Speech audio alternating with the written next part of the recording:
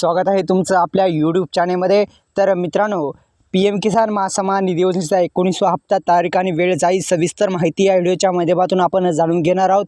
तर मित्रांनो, PM किसान महासन्मान निधी योजना ही केंद्र सरकारकडून राबवली जाणारी सर्वात मोठी योजना आहे। या योजनेच्या माध्यमातून अनेक शेतकरी बांधवांना आतापर्यंत जे हप्ते आहेत ते हप्ते मिळतच आहेत। येणारा जो 19वा हप्ता आहे तो कोणकोणत्या शेतकरी बांधवांना मिळणार, तर ज्या शेतकरी बांधवांची EKYC प्रक्रिया पूर्ण असणार त्याच शेतकरी बांधवांना या योजनेचा लाभ मिळवण्यासाठी EKYC करणं आवश्यक आहे।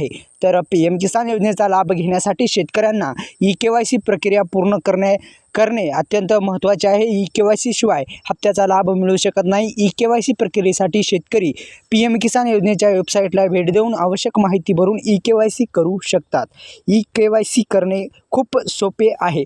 तर PM किसान योजनेची लाभधारी जी स्थिती आहे ती कशी तपासायची घर बसल्या हे सुद्धा मी सांगणार आहे। त्यामुळे आताच आपल्या व्हिडिओला लाईक करा आणि आपल्या यूट्यूब चॅनलला जर नवीन असाल, यूट्यूब चॅनलवर नवीन असाल तर यूट्यूब चॅनलला सबस्क्राईब केल्यासुद्धा सबस्क्राईब करा आणि बेल आयकॉनला ऑल प्रेस करायला विसरू नका।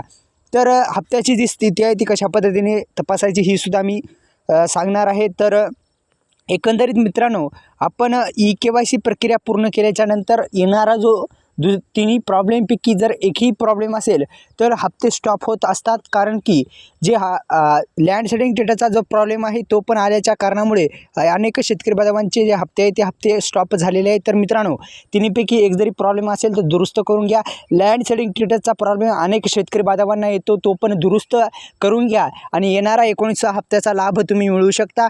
तर मित्रांनो, शेतकरी बांधवांनो, येणारा 19वा हप्ता कोणकोणत्या शेतकरी बांधवांना मिळणार, तर ज्या शेतकरी बांधवांना यशस्वीरित्या 18 हप्ते मिळाले त्याच शेतकरी बांधवांना येणारा 19वा पण हप्ता मिळून जाईल।